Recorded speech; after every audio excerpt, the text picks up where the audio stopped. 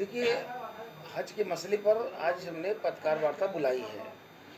पिछले 5 वर्षों से जिस तरीके से हज पे जाने वाले हमारे हाजियों के साथ में सरकार के कुप्रबंधन और ख़राब व्यवस्था के चलते उन हाजियों ने तौबा कर लिया कि हज तो कर लिया, लेकिन वहाँ की जो व्यवस्थाओं से इतना ज़्यादा वो दहशत में आए कि फिर आने वाले लोगों को उन्होंने संदेशा दिया कि हम चले तो गए लेकिन बड़ी परेशानी हमें उठानी पड़ी।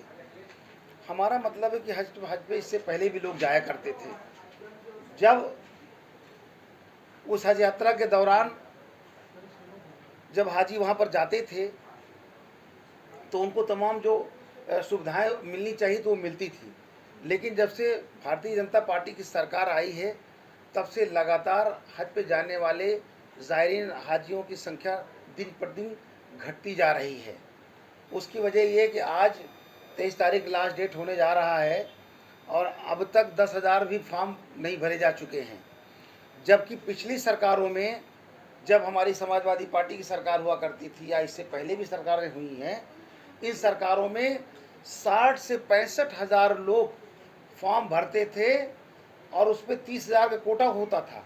60 से 65,000 लोग फॉर्म भरते थे हज पे जाने के लिए और उस पर तमाम लोग सिफारिश करते थे, दुआएं करते थे कि मेरा नाम आ जाए। आज दिन पर दिन स्थिति ये हो गई कि हाजी हज यात्रा पे जाने को तैयार नहीं है। ऐसा क्या हो गया, जहां पिछली सरकारों में जाने की मारा मारी थी और आज भारतीय जनता पार्टी की सरकार में हाजी हज पे जाने के लिए कतरा रहे हैं।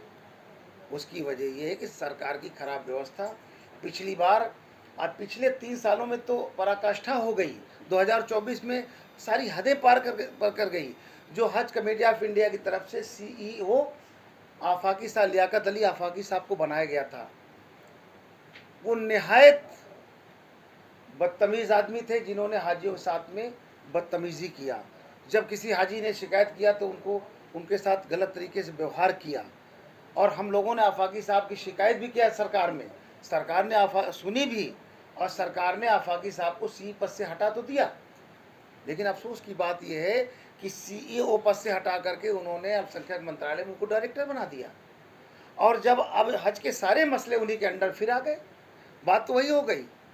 इसलिए सरकार से मांगे सबसे पहले लियाकत अली आफाकी साहब को उनके पद से हटाया जाए और हज के मसले पर को गंभीरता से लेकर के और उनकी जगह एक ईमानदार और कर्मठ सैकड़ों लोग पड़े हुए हैं उनको लगाया जाए ताकि 2025 का हज सफल तरीके से हो सके। और हम देखिए 3 मांगों को लेकर के प्रेस कॉन्फ्रेंस कर रहे हैं। एक तो आफाकी साहब को हटाया जाए, उसमें ईमानदार अफसर लगाया जाए। तीसरी बात यह है कि इन्होंने जो कहा कि सरकार की नई पॉलिसी जब आई है, इस बार 2024 में इन्होंने ये कहा कि अब हज यात्रा पे लेडीज और जेंट्स अलग अलग ठहरेंगे। बहुत से लोग फॉर्म भर चुके हैं, जब उन्होंने गाइडलाइन पढ़ा उनकी अलग अलग ठहरेंगे, जबकि इतिहास है जब से हज की बात है तब से लोग हमेशा साथ रुकते। जो फैमिली के साथ जाता है वो फैमिली के साथ रुकता है। इन्होंने सबको अलग कर दिया। भारत के अंदर 90% लोग जो बूढ़े ज़ईफ़ हैं वो हज की यात्रा पे उम्र के आखिरी पड़ाव में जाते हैं और ऐसे में वो तमाम बीमारियों का सामना बहुत लोगों को रहती है। उन्हें दवा की ज़रूरत पड़ती है, एक सेवा की ज़रूरत पड़ती है, तो फैमिली से जाते हैं कि एक दूसरे का सपोर्ट हो जाएगा, हमारा हज का सफ़र पूरा हो जाएगा। ऐसे में जिन लोगों ने देखा कि ये नई पॉलिसी आ गई तब वो फॉर्म वापस भी ले रहे हैं, आवेदन वापस ले रहे हैं। मुझे भैया नहीं जाना है यहाँ पर, वहाँ तो हमारा कोई देख रेख नहीं करेगा, हम तो ही मर जाएंगे। तो ऐसे में लोग ये दहशत के साए में है, वो फॉर्म नहीं भर रहे हैं और सरकार अपनी तरफ से जब दिन पर दिन हज यात्रा जाने वालों की संख्या घटती जा रही है तो सरकार को ये भी चाहिए व्यवस्था कि इस पर एक जांच बैठाना चाहिए कि क्यों लोग क्यों जा रहे हैं हज यात्रा पे, और जो लोग गए हैं उनके साथ शिकायतें हुई हैं, जो उनको परेशानी हुई है, उन परेशानी पे सरकार को जांच करा करके उसकी पुनरावृत्ति ना हो, इसलिए नई व्यवस्था उसमें लागू करनी चाहिए था। सरकार को मज़ा आ रहा है, हाजी परेशान हो रहा है। होटल के अंदर गंदे बिस्तर हैं, टूटी टाइल्स है, टॉयलेट गंदा है, टूटी खाट है, चारपाई टूटा हुआ बेड है और AC बिगड़ा हुआ।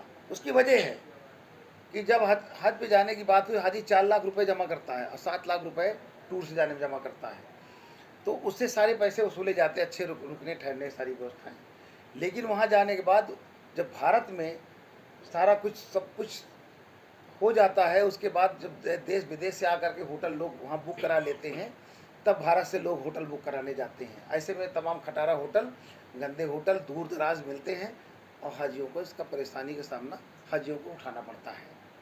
इसलिए सरकार से हम चाहते हैं कि सरकार आफाकी साहब को हटाए और महिलाओं की जो अलग अलहदा करने की बात है, वो पुरानी व्यवस्था, पुरानी पॉलिसी को उसको लागू करे। और तीसरी बात ये है कि हज पे जो लोग भी जा रहे हैं, जो सरकार ने पिछले बार वहाँ की हुकूमत ने, सऊदी हुकूमत ने ये देखा कि जो हाजियों को दुश्वारियाँ मेरी तरफ से अगर कुछ हुई है, तो उन्होंने 68 करोड़ का कंपनसेशन दिया कि हाजियों को पैसा वापस कर दिया जाए। सरकार ने अभी पैसा वापस नहीं किया है। और इस बार जो 2024 में हज पे गए थे, जो लोग जिनका पैसा बचा था, कायदे से पैसा उनको वापस करना चाहिए। अभी किसी के कौन पैसा नहीं गए हैं। तो ज़बरदस्त भ्रष्टाचार हज कमेटी ऑफ इंडिया में बैठे उनके अधिकारी पदाधिकारी सरकार के साथ मिलके बदर बांट करके भ्रष्टाचार व्याप्त है।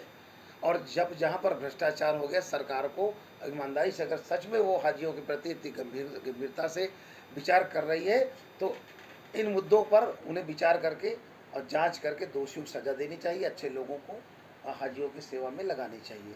लेकिन सरकार इन सब पे चुप्पी साधे हुए है।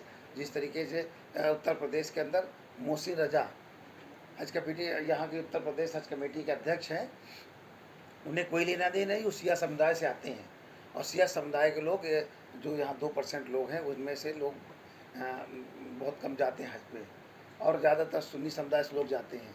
तो सरकार को चाहिए कि यहाँ पर एक हज कमेटी का जो चेयरमैन बने यूपी का, वो किसी सुन्नी समाज से हो, ताकि वो उनके लोगों को अच्छे से समझ सके। लेकिन मोहसिन रजा के बारे में